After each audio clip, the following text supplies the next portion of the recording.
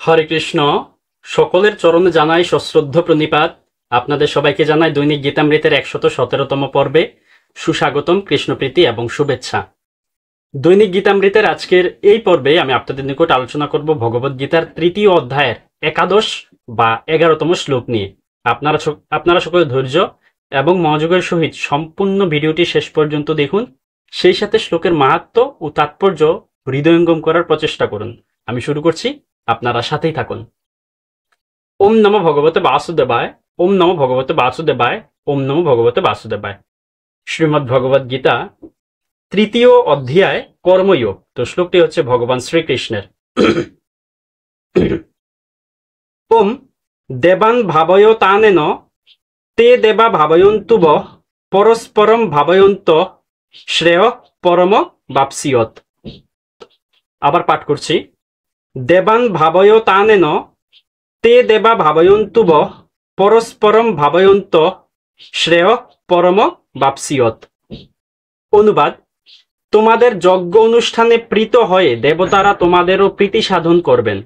এভাবেই পারস্পরিক প্রীতি বিধান করার মাধ্যমে তোমরা পরম মঙ্গল লাভ করবে।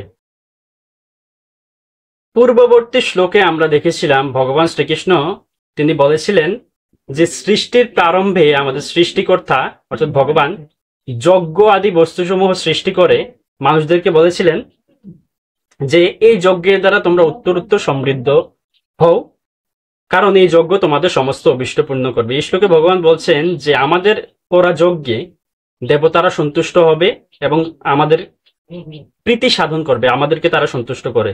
এভাবেই আমরা একে অপরের প্রীতি সাধন করার মাধ্যমে পরম মঙ্গল লাভ করব। অর্থাৎ আমরা যে যজ্ঞ করব সে যজ্ঞের মাধ্যমে দেবতারা সন্তুষ্ট হবে এবং দেবতারা পরিবর্তে আমাদেরকে সন্তুষ্ট করবে। একে অপরকে আমরা সহযোগিতা করব।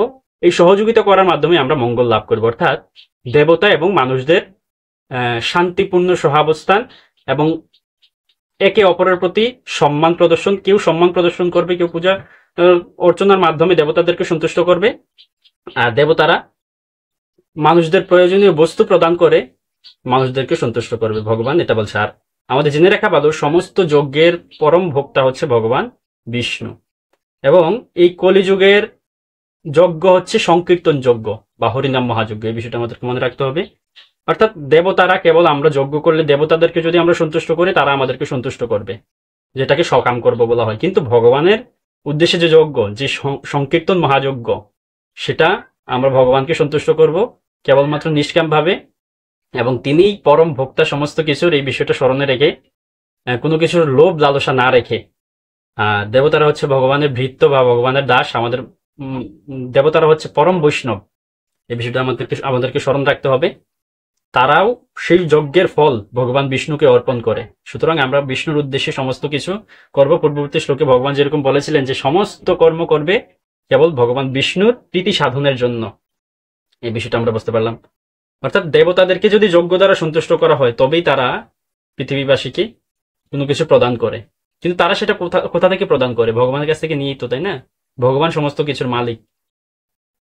এই বিষয়টা আমরা বুঝলাম। দেবতাদেরকে যদি যজ্ঞ দ্বারা সন্তুষ্ট করা যায় তবে তারাও আমাদের প্রীতিবিধান করবে। আর কলিযুগের যজ্ঞ হচ্ছে সংকীর্তন মহাযজ্ঞ। সংকীর্তন মহাযজ্ঞ দ্বারা যদি আমরা বিষ্ণুকে বা ভগবান শ্রীকৃষ্ণকে তুষ্ট করি তাহলে দেবতারা স্বয়ংক্রিয়ভাবে তুষ্ট হয়ে যাবে। এই বিষয়টা আমরা বুঝতে পারলাম এবং আমরা একে অপরকে সন্তুষ্ট করার মাধ্যমেই শান্তিপূর্ণ সহাবস্থান বা পারস্পরিক মঙ্গল সাধন করতে পারবে। এই বিষয়টা বুঝতে পারলাম। তো এই শ্লোক সম্বন্ধে শ্রীল প্রভুপাদ কি মন্তব্য করছেন সেই বিষয়টাও আমরা তাৎপর্য থেকে দেখে নেই। তাৎপর্য: দেবতারা জড়জাগতিক বিষয়সমূহের জন্য শক্তিপ্রাপ্ত প্রশাসক। প্রতিটি জীবের জীবন ধারণের জন্য বায়ু, আলো, জল ও অন্যান্য প্রয়োজনীয় বিষয় সরবরাহের দায়িত্ব ন্যস্ত হয়েছে বিভিন্ন দেবদেবীদের উপর, যারা পরমেশ্বর ভগবানের শ্রীঅঙ্গের বিভিন্ন অংশে স্থিত অসংখ্য সহযোগী স্বরূপ। এই সমস্ত দেবতাদের প্রসন্নতা ও অপ্রসন্নতা নির্ভর করে মানুষের যজ্ঞ অনুষ্ঠান করার উপর। ভিন্ন ভিন্ন যজ্ঞ ভিন্ন ভিন্ন দেবদেবীর তুষ্টি সাধনের জন্য অনুষ্ঠিত হয়, কিন্তু তাহলেও সমস্ত যজ্ঞেই পরম ভোক্তারূপে শ্রীবিষ্ণুর আরাধনা করা হয়ে থাকে। ভগবদ গীতাতেও বলা হয়েছে যে শ্রীকৃষ্ণ স্বয়ং সমস্ত যজ্ঞের ভোক্তা। ভোক্তারম যজ্ঞত পসাম। তাই যজ্ঞপতির চরম তুষ্টি বিধান করাই সমস্ত যজ্ঞের প্রধান উদ্দেশ্য।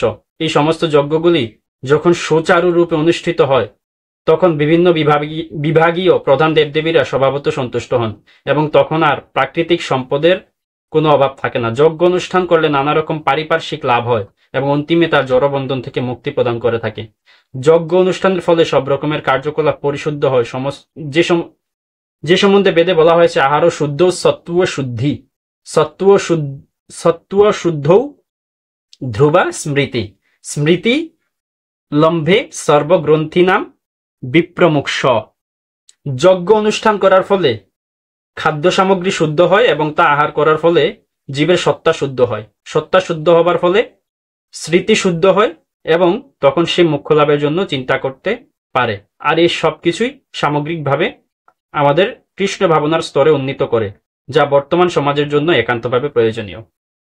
যে বিষয়টা আমরা বুঝতে পারলাম সেটা হচ্ছে ভগবান এবং তার ভক্ত বা মানুষদের মাঝখানে দেবতারা হচ্ছে সেতুর মতো। তারা ভগবান এবং ভক্তের মাঝে তারা সেতু তৈরি করে। ভক্ত যজ্ঞের মাধ্যমে দেবতাদেরকে তুষ্ট করে আর দেবতারা সেই যজ্ঞের ফল বিষ্ণুকে প্রদান করে। বিষ্ণু হচ্ছে, ভগবান শ্রীকৃষ্ণ হচ্ছেন সমস্ত কিছুর পরম ভোক্তা। তিনি হচ্ছেন একমাত্র পুরুষ, পরম পুরুষোত্তম। তিনি হচ্ছে সমস্ত কিছুর ভোক্তা এবং যজ্ঞের মাধ্যমে আমাদের যজ্ঞ বা যে কোনো কার্যকলাপ করার একমাত্র উদ্দেশ্য থাকবে ভগবানকে তুষ্ট করা।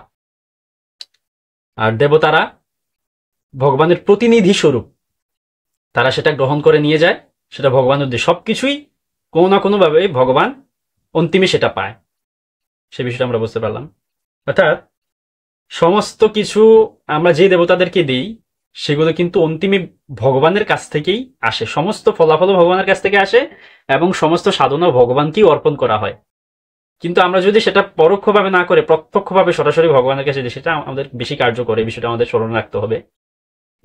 যজ্ঞ, পূজা, অর্চনা, জপ, ধ্যান সমস্ত কিছু আমাদের কেবলমাত্র ভগবানের সন্তুষ্টি বিধানের জন্য করতে হবে। আর অন্যান্য দেবতারা যাতে আমাদেরকে সহযোগিতা করে সেই কাজে ভগবানের প্রতি ভক্তি করতে, তাদের কাছ থেকে সেই প্রার্থনা করতে হবে।